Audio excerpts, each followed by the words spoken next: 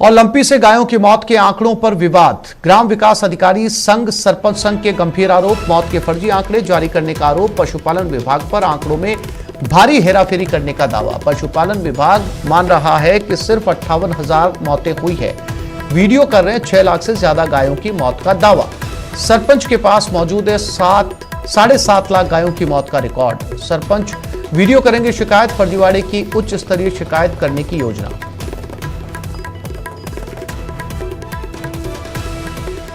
तो फिलहाल गायों की मौत के आंकड़ों को लेकर जद्दोजहद। 2 अलग अलग आंकड़े जारी किए जा रहे हैं और इन 2 अलग अलग आंकड़ों के अंदर बहुत ज्यादा फर्क नजर आ रहा है। अब ऐसे में सरपंच संघ ने गंभीर आरोप लगाया। कहा अधिकारी जो है वो आंकड़ों के साथ हेराफेरी कर रहे हैं, जबकि मरने वाली गायों का आंकड़ा कहीं ज्यादा है।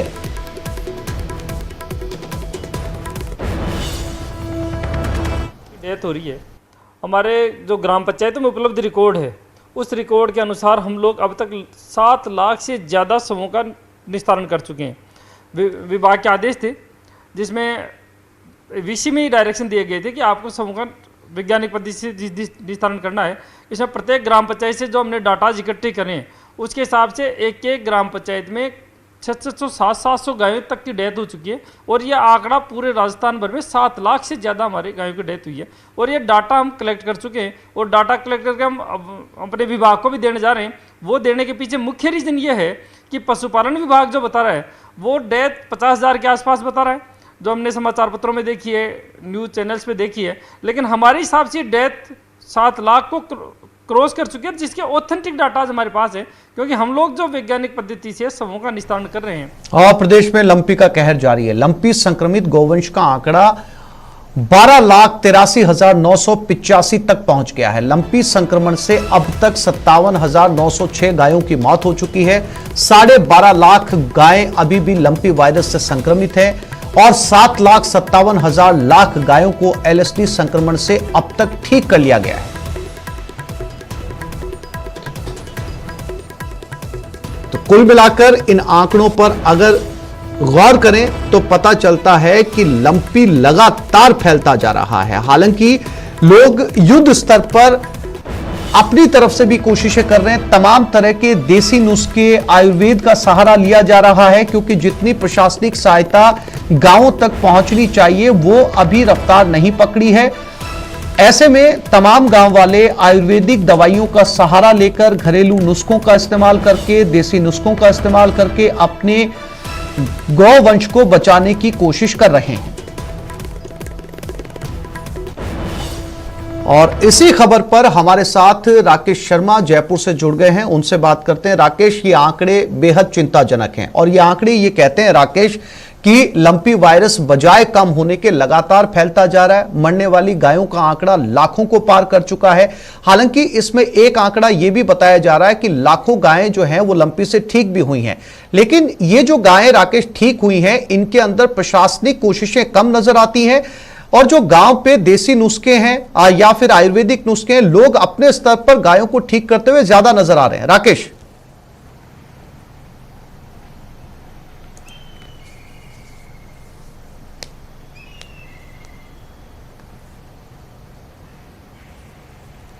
राकेश मेरी आवाज मिल रही है आपको? फिर से कोशिश करेंगे राकेश के साथ बात करने की। राकेश हमारे साथ जयपुर से जुड़े हुए हैं और लगातार लंपी वायरस को लेकर वो बिल्कुल आसिफ आंकड़े जो हैं वो लगातार न्यूज़ 18 पर हम दिखा रहे हैं। राकेश मेरी आवाज मिल रही है आपको? हाँ बिल्कुल आसिफ, आवाज आई। राकेश मेरा सवाल सुना था आपने? जी आसिफ, नहीं सवाल एक बार फिर से दोहराएं आसिफ।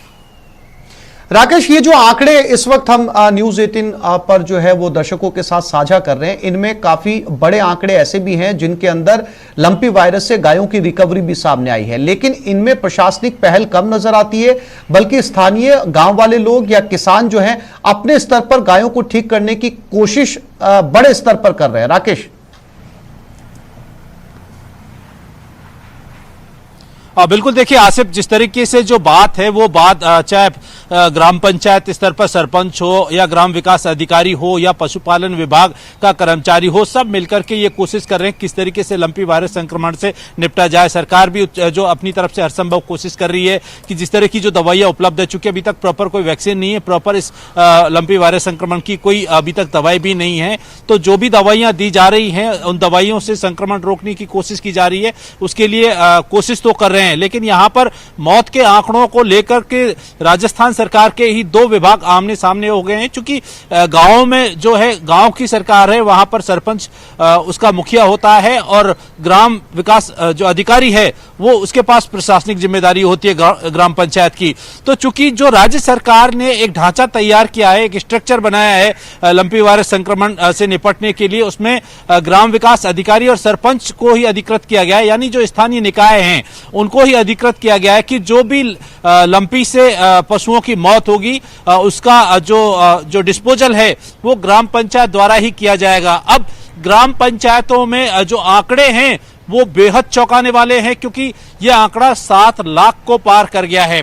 तो इसलिए 7 लाख गौवंश की अगर मौत सरपंच और जो ग्राम विकास अधिकारी बता रहे हैं, तो सरकार ने इस मामले में अभी तक कोई सर्वे नहीं करवाया है, ना ही इस तरह की कोई रिपोर्ट सरकार ने जो है पशुपालन विभाग से मांगी है। हमने पशुपालन विभाग के अधिकारियों से भी लगातार कई दिनों से इस मामले को लेकर के संपर्क में हैं। हमने उनसे उनके आंकड़े जारी करने की जो पूरा प्रोसेस है वो भी जाना था। तो उनका ये कहना था कि चूंकि 11 से 12 ग्राम पंचायतों पर एक पशुपालन विभाग का कर्मचारी है, ऐसे में उसके पास बहुत सारी जिम्मेदारियां हैं। जिम्मेदारियां वैक्सीनेशन की भी हैं, जिम्मेदारियां जो संक्रमित पशु हैं उनके उपचार की भी हैं, और कई तरह की जिम्मेदारियां हैं। ऐसे में उन्होंने इस बात से इनकार नहीं किया है कि जो मौत के आंकड़े जो 58,000 हैं वो सही ही हैं। वो इन आंकड़ों में कह रहे हैं कि उनमें कुछ हो सकता है, लेकिन आंकड़ों में अंतर बहुत बड़ा है आसिफ। आंकड़े एक तरफ 7 लाख, एक तरफ 58,000, यानी लगभग 90% आंकड़ों में हेराफेरी की जा रही है। तो ये जो सरपंच और ग्राम विकास अधिकारी, उनका कहना है कि सरकार ने चूंकि अभी तक इसकी दरें तय नहीं की थी और उनको दिशा निर्देश जारी कर दिए गए थे, केंद्र सरकार के फंड से पैसे का इसमें उपयोग करने के दिशा निर्देश इसमें जारी किए गए थे। अब विवाद ये सामने आएगा कि एक तरफ 7 लाख पशुपालकों की अगर पशुधन का नुकसान होता है, कल केंद्र सरकार या राज्य सरकार किसी तरीके मुआवजा देने की घोषणा करती है, या फिर तो ये आंकड़े जो हैं निश्चित तौर पर जो पशुपालक हैं उनके लिए जले पे नमक छिड़कने का काम करेंगे, क्योंकि एक तो उन्होंने अपना पशुधन खो दिया है, दूसरी तरफ सरकार के विभाग या सरकार उनके इस पशु को मृत ही नहीं मानेगी। अब ग्राम पंचायत पर जो सरपंच है उनका यह कहना है कि हमने बहुत बड़े पैमाने पर इस मामले में राशि खर्च कर दी गई है, चूंकि 8 फीट का गड्ढा खोदना होता है, जेसीबी मशीन जो संक्रमित मृत पशु है उसको सुरक्षित जगह पर ले जाने के लिए ट्रांसपोर्टेशन का खर्चा भी है, इसमें 25 से 30 किलो नमक डाला जाता है, उसका भी खर्चा है, चूना डाला जाता है। तो ये कुल मिलाकर 2,000 से 4,000 प्रति पशु जो है खर्चा ग्राम पंचायतों पर आया है। और जब 7.5 लाख पशुओं का अंतर अगर दफन करने में सामने आ रहा है, तो निश्चित तौर पर सरपंच ये आरोप अब लगाने लगे हैं पशुपालन विभाग के अधिकारियों पर, और इन आंकड़ों को इसलिए फर्जी बताया है क्योंकि जो दफन किया है, जो इनको डिस्पोजल किया है, वो सरपंचों ने वहां के जो लोकल जनता है और उनके कहने पर किया है। बाकायदा सरपंच संघ का और ग्राम विकास अधिकारी संघ का यह दावा है कि उन्होंने जी राकेश, जानकारी के लिए आपका धन्यवाद। आगे बढ़ते हैं। दौसा में टावर पर एक युवक चढ़ गया है, बकरी चराने का काम करता है। सिकंदरा थाना क्षेत्र का मामला है। पुलिस पर युवक को बेवजह हिरासत में लेने का आरोप है। एसपी ने मौके पर पुलिस भेज दी। तो दौसा से ये खबर सामने आ रही है, जहां पर एक टावर के ऊपर एक युवक चढ़ गया। बताया जा रहा है चरवाहा है, जानवर चराने का काम करता है, और पुलिस पर इस युवक को बेवजह प्रताड़ित करने का आरोप है। फिलहाल पुलिस मौके पर गई है, युवक से समझाइश कर नीचे उतारने की कोशिश है। ये तस्वीरें उस युवक की जो इस टावर पर जाकर चढ़ बैठा है। युवक का आरोप है कि पुलिस ने बेवजह हिरासत में लिया, प्रताड़ित किया, परेशान किया। किस मामले को लेकर परेशान किया गया है, क्यों इसे हिरासत में लिया गया है, फिलहाल पुलिस समझाइश की कोशिश यहां पर करती हुई नजर आ रही है।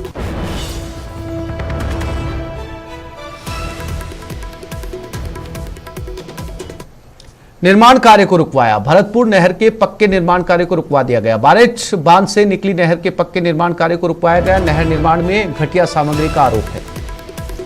नहर के निर्माण को रोककर ग्रामीण प्रदर्शन कर रहे हैं। आला अधिकारी मौके पर पहुंचे हैं ताकि काम को सुचारू रूप से शुरू करवाया जा सके, लेकिन गांव वालों का कहना है कि इस पूरे काम के अंदर घटिया सामग्री का इस्तेमाल किया जा रहा है।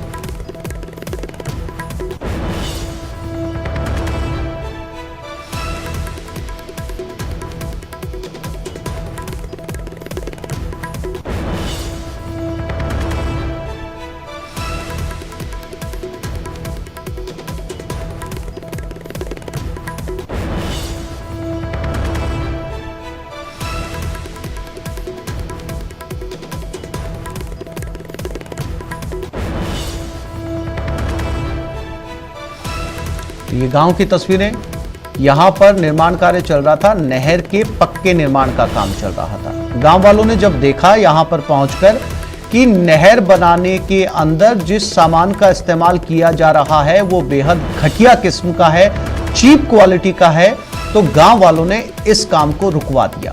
यानी आसान भाषा में कहें तो जो बजट मिला है उस बजट के अकॉर्डिंग काम को नहीं किया जा रहा, बल्कि सस्ता सामान इस नहर में लगाया जा रहा है। अगर बहाव तेज होता है तो इस तरीके का निर्माण कार्य टूट सकता है, खराब हो सकता है। गांव वाले पहुंचे, गांव वालों ने उस काम को रुकवा दिया।